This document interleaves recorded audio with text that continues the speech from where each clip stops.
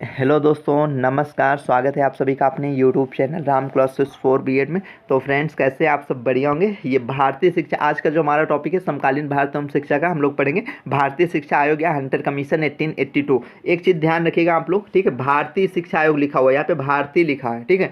अगर भारतीय शिक्षा आयोग आपसे क्वेश्चन में पेपर में रखता है, वहाँ पे ऐसे नहीं रखेगा सीधे हंटर कमीशन। बहुत कम चांस रहते हैं जो आपके सामने हंटर कमीशन रख दे, क्योंकि वो भी पता है ना, आप सीधे फिर इसको तैयार करके गए वहाँ पे सीधे लिख के आओगे, वो आपसे थोड़ा मतलब घुमाए फिराएगा। आपसे पूछेगा भारतीय शिक्षा आयोग की प्रमुख सिफारिशों का वर्णन कीजिए, ठीक है।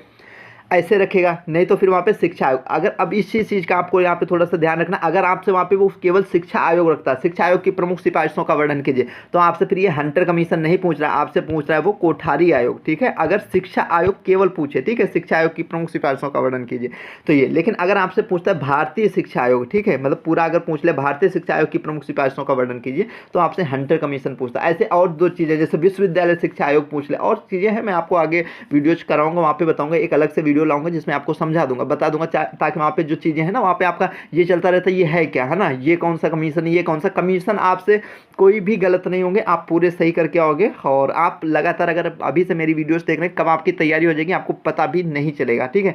तो इसलिए आप लोग मेरे से जुड़े रहिए। और एक चीज़ और आप लोगों को बता दूं, वीडियो शुरुआत करने से पहले बाकी कुछ चीज़ें वो जो वीडियो के बाद में बताऊंगा, ये आपके लिए बहुत ही हेल्पफुल रहेगा।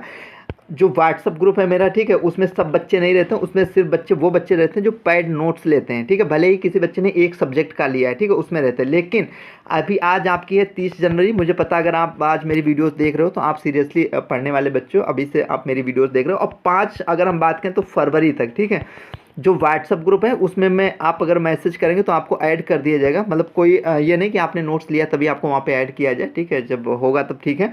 लेकिन 5 फरवरी के बाद उसमें सिर्फ वही बच्चे आएंगे जो बच्चे पैड नोट्स लेंगे, ठीक है। इसके अलावा कोई बच्चे ये कहो कि मतलब वैसे वाले नहीं आएंगे, ठीक है। तो आप अगर जुड़ रहे हो, उसमें जुड़ना चाहते हो, तो आप मुझे व्हाट्सअप कर सकते हैं। व्हाट्सअप नंबर आप लोगों को स्क्रीन पर दिख रहा होगा और डिस्क्रिप्शन बॉक्स में भी आप लोगों को मिल जाएगा, है ना।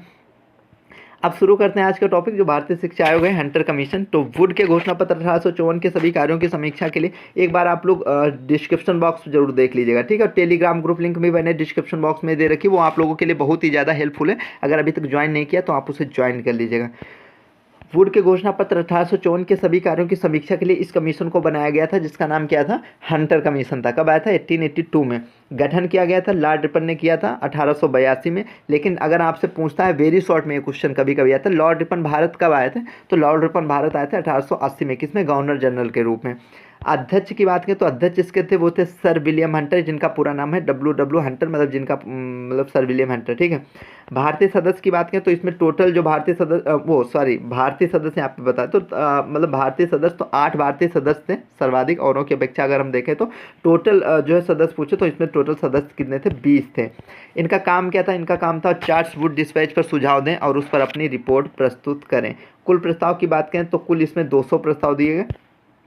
प्रस्ताव की मुख्य बातें क्या थी? प्रस्ताव की मुख्य बातें थी, पहला है सरकार को प्राथमिक और माध्यमिक शिक्षा पर विस्तार करना चाहिए, और प्राथमिक शिक्षा में किसको? मातृभाषा को लागू किया जाए। प्राथमिक शिक्षा में मातृभाषा को लागू किया जाए। जो हाई स्कूल की शिक्षा है यहाँ पे 2 स्तर पर हो, इन्होंने बताया।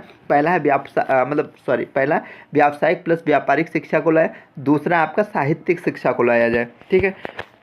तीसरा, अगर हम प्रस्ताव की बात करें, जो मुख्य बातें थी वो थी शिक्षा के क्षेत्र में निजी प्रयासों, ठीक है, किसे? निजी प्रयासों को प्रोत्साहित किया जाएगा। चौथा है आपका फिर स्त्री शिक्षा पर विशेष बल दिया जाए।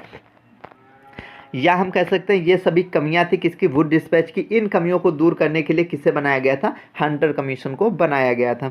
तो हंटर कमीशन की मुख्य सिफारिशें क्या थी? व्हाट्सअप नंबर आप लोगों को स्क्रीन पे दिख रहा होगा, ठीक है। अगर आप उसमें व्हाट्सएप ग्रुप में ऐड होना चाहते हैं तो अभी आप व्हाट्सअप कर सकते हैं, ठीक है। सिर्फ 5 फरवरी तक ये ऐसे, उसके बाद में जो भी बच्चे हैं पैड वाले ही रहेंगे। फिर भले ही किसी बच्चे ने एक ही सब्जेक्ट का पैड नोट्स लिया हो तब भी उसमें ऐड हो जाएगा, ठीक है। उसके साथ में हम काफ़ी कुछ देते हैं, आप लोगों को बता दें तो उसमें आपको मिल जाएगा, मतलब देखिए 5 ईयर के previous year question paper, 6 year के लगभग इंपॉर्टेंट क्वेश्चंस बताते हैं। बाकी आप लोगों को उसमें वेरी शॉर्ट मैंने दे रखे हैं, ठीक है। बहुत कुछ मैंने दे रखा है, ये चीज़ समझिए, ठीक है। इतना आपको ना मॉडल में मिलेगा ना कि बुक में मिलेगा, वो चीज़ ही नहीं कहीं पे मिलेगी आपको। आप बुक से पढ़ रहे हैं या उससे, मतलब मैं कह रहा हूँ आपको जिससे अच्छा लगे आप उससे पढ़िए, बट अगर आप एक सब्जेक्ट का लेकर देखते हैं देन आपको पता चल जाएगा कि नोट्स कितने अच्छे हैं, ठीक है। और ये नहीं कि कोई हैंड राइटिंग है जो आपके सामने दिख रहे हैं ऐसे ही हैं, ठीक है। आप इन्हें प्रिंट करवा सकते हो। अगर आपको चाहिए कि यार हम मतलब इससे नहीं पढ़ने, तो मैं भी मतलब हार्ड कॉपी और सॉफ्ट कॉपी में दोनों में अवेलेबल करवा दूँ। आपको जिसमें चाहिए आप मैसेज करके बता दीजिएगा, उसमें आपको अवेलेबल हो जाएगा। उसका आपको प्राइस बता दिएगा। प्राइस तो मैंने बहुत ही कम रखा है, ठीक है। हंटर आयोग की जो सिफारिशें हम सुझाव, तो ये पहली इसमें थी शिक्षा नीति 1854 मतलब वुड का जो घोषणा पत्र था उसके संबंध में इन्होंने क्या सिफारिशें दी, ठीक है। तो पहली थी सरकार को शिक्षा का उत्तरदायित्व किसे देना चाहिए, स्थानीय निगमों व व्यक्तिगत संस्थाओं को दे देना चाहिए। दूसरा जो इन्होंने बोला इसी में, वो बोला है अनुदान देने के लिए उदार नियम बनाए जाने चाहिए, मतलब कठोर नियम नहीं होने चाहिए। तीसरा आपका सहायता अनुदान के नियम प्रांतों की आवश्यकता अनुसार, प्रांत मतलब राज्यों, जो राज्य हैं उनकी आवश्यकता के अनुसार बनाए जाने चाहिए, ठीक है। अनुदान देने में किसी भी प्रकार का क्या भेदभाव ना किया जाए, है ना।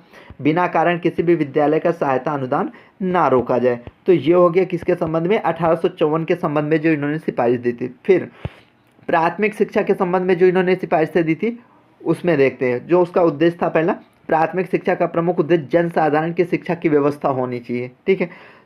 दूसरा है आपका पिछड़ी हुई जातियों तथा प्रांतों मतलब राज्यों में शिक्षा के प्रसार के लिए ठोस कदम उठाए जाने चाहिए। प्रशासन व वित्त व्यवस्था की अगर हम बात करें, तो प्रशासन व वित्त व्यवस्था के लिए प्राथमिक शिक्षा के नगर पालिका जिला परिषदों को सौंपने का सुझाव दिया गया। इसमें वित्त की व्यवस्था स्थानीय निगम स्वयं करेंगे। शिक्षा का माध्यम, तो शिक्षा का माध्यम प्रांतीय भाषाएं होनी चाहिए। पाठ्यक्रम, तो प्राथमिक शिक्षा के पाठ्यक्रम में गणित, सामान्य विज्ञान, पशुपालन, बुनाई किताई आदि की शिक्षा देने की बात कही गई है। प्रशिक्षित शिक्षकों की नियुक्ति, प्राथमिक स्कूल में प्रशिक्षित शिक्षकों की नियुक्ति की जाए जिससे इनके स्तर में क्या सुधार हो। फिर माध्यमिक शिक्षा के संबंध में, तो माध्यमिक शिक्षा के संबंध में इनके उद्देश्य जो थे वो थे, माध्यमिक शिक्षा का प्रमुख उद्देश्य बालक को सामान्य जीवन जीने की तैयारी करना है। दूसरा उद्देश्य था माध्यमिक शिक्षा के बाद उच्च शिक्षा के लिए तैयार किया जाना चाहिए। प्रशासन व वित्त व्यवस्था का देखें तो माध्यमिक शिक्षा का उत्तरदायित्व समाज के प्रबुद्ध व संपन्न व्यक्तियों को दे दिया जाना चाहिए। उसके बाद में शिक्षा का माध्यम, तो अंग्रेजी को ही इस स्तर पर शिक्षा का माध्यम बनाए रखना चाहते थे। पाठ्यक्रम की बात करें तो पाठ्यक्रम, दो प्रकार के पाठ्यक्रमों का सुझाव दिया। पहला ए कोर्स है, ए कोर्स में मतलब साहित्यिक विषय और अंग्रेजी की शिक्षा अनिवार्य। बी कोर्स जो है इसमें व्यावसायिक शिक्षा मतलब व्यावसायिक विषय शामिल होंगे, ठीक है। उसके बाद में प्रशिक्षित शिक्षकों की नियुक्ति, योग व प्रशिक्षित शिक्षकों की नियुक्ति किए जाने का सुझाव दिया, ठीक है। और आप लोग कमेंट मतलब एक टाइम भले ही लाइक करो या ना करो, वहाँ पे डिपेंड करता, कोई दिक्कत नहीं, अच्छी लगेगी या सही लगेगा करोगे, ठीक है।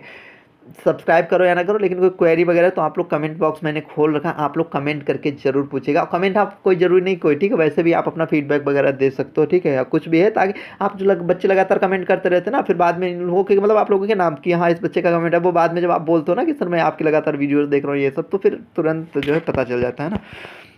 प्रशिक्षित शिक्षकों की नियुक्ति, योग्य व प्रशिक्षित शिक्षकों की नियुक्ति जो है करने का सुझाव दिया। उच्च शिक्षा के संबंध में अगर हम बात करें तो उद्देश्य यहाँ पे थे छात्रों को अच्छे नागरिक बनाने का ज्ञान, नैतिक विकास, राष्ट्र सेवा तथा उच्च ज्ञान की प्राप्ति करना। प्रशासन व वित्त व्यवस्था, तो राजकीय महाविद्यालयों की स्थापना। शिक्षा का माध्यम, उच्च शिक्षा का माध्यम कैसा होना चाहिए, अंग्रेजी। पाठ्यक्रम की बात करें तो बच्चों को रुचि के अनुसार प्रशिक्षित प्राध्यापकों की नियुक्ति है। महाविद्यालय में क्या शिक्षित व प्रशिक्षित जो है नियुक्त के समय यूरोप के विश्वविद्यालयों से शिक्षा प्राप्त करने पर भारतीय को वरीयता दी जाए। अच्छा, ठीक है। धार्मिक शिक्षा के संबंध में अगर बात करें तो आयोग ने सभी सरकारी स्कूलों में धार्मिक शिक्षा न देने का सुझाव दिया था। स्त्री शिक्षा के संबंध में, मुस्लिमों की शिक्षा के संबंध में सिर्फ ऐसे ही हो गया, ठीक है। उसके बाद में भारतीय शिक्षा आयोग, या हम बोल सकते हैं भारतीय शिक्षा आयोग या हंटर कमीशन 1882 का मूल्यांकन में हम दो चीज़ देखेंगे यहाँ पे, एक तो गुण, उसके दोष। तो इसके जो भारतीय शिक्षा आयोग के गुण थे, ठीक है, अगर 4 नंबर में कभी कभी गुण भी पूछ लेता है, ठीक है, आप पूरा तैयार कर लीजिएगा, लॉन्ग में ज़्यादा आने के चांस है, ठीक है। 99% ये क्वेश्चन आपका आएगा एग्जाम में। शिक्षा व्यवस्था ईसाइयों के हाथ में नहीं सौंपी। वुड के घोषणा पत्र में क्या हुआ था, वहाँ पे जो इन्होंने उसके संबंध में धार्मिक शिक्षा पे जो उन्होंने लगाया था, रोक लगाई थी, बताया। बाकी कुछ में जैसे बाइबिल वगैरह है ना, तो उसे अनिवार्य कर दिया था कि नहीं आप पढ़ाओ, ठीक है। और बाकी कुछ में बोला था नहीं धार्मिक शिक्षा पे रोक, तो वहाँ पे उनके जो सुझाव थे वो स्पष्ट नहीं थे, ठीक है। तो ये चीज़ थी। तो यहाँ पे क्या है, इन्होंने ईसाइयों के हाथ में नहीं सौंपी। आयोग ने वुड के घोषणा पत्र के केवल उन्हीं सुझावों को स्वीकार किया जो भारतीय शिक्षा के लिए आवश्यक थे, ठीक है, ये भी बहुत अच्छा है, ठीक है। शिक्षा के अलग अलग स्तरों के लिए अलग अलग उद्देश्यों का निर्धारण करना। स्त्री शिक्षा तथा मुस्लिम शिक्षा पर जोर, शिक्षकों के प्रशिक्षण पर जोर, प्राथमिक शिक्षा का माध्यम क्षेत्रीय भाषाओं को बनाकर आयोग ने जन शिक्षा को बढ़ावा दिया। उसके बाद में आयोग ने पिछड़ी हुई जातियों के बच्चों की शिक्षा के लिए महत्वपूर्ण सुझाव दिए। उसके बाद में हम दोष में आ जाते हैं। तो दोष में आयोग ने निःशुल्क शिक्षा के विषय में कोई सुझाव नहीं दिया। ठीक है, निःशुल्क शिक्षा के संबंध में आयोग ने शिक्षा का उत्तरदायित्व मतलब व्यक्तिगत हाथों में सौंप दिया, जिससे क्या हो, शिक्षा के स्तर में गिरावट है। ठीक है, निजी वो बताया था ना, निजी उन चीज़ों को प्रोत्साहन के लिए बोला इन्होंने। मुस्लिम बच्चों के लिए अलग अलग स्कूल खोलने का सुझाव दिया, जिससे क्या धर्मनिरपेक्षता की भावना को धक्का लगा। आयोग ने माध्यमिक स्तर पर निर्धारित पाठ्यक्रम में व्यावसायिक शिक्षा के पाठ्यक्रम के संबंध में कोई ठोस कदम नहीं दिया। सरकार का शैक्षिक उत्तरदायित्व तो सीमित कर शिक्षा के क्षेत्र में उथल पुथल कर दी। अनुदान देते समय परिणाम देखने से परीक्षा प्रधान शिक्षा प्रणाली को बढ़ावा मिला। आयोग पिछड़ी और अनुसूचित जातियों तथा जनजातियों के बच्चों के लिए अलग अलग स्कूल खोलने का सुझाव दे दिया। और इसका अगर हम बात करें भारतीय शिक्षा पर प्रभाव, तो ये एक बार देख लीजिएगा, इसमें कोई वो नहीं है। ठीक है, इसके बाद में हम लोग देखते हैं।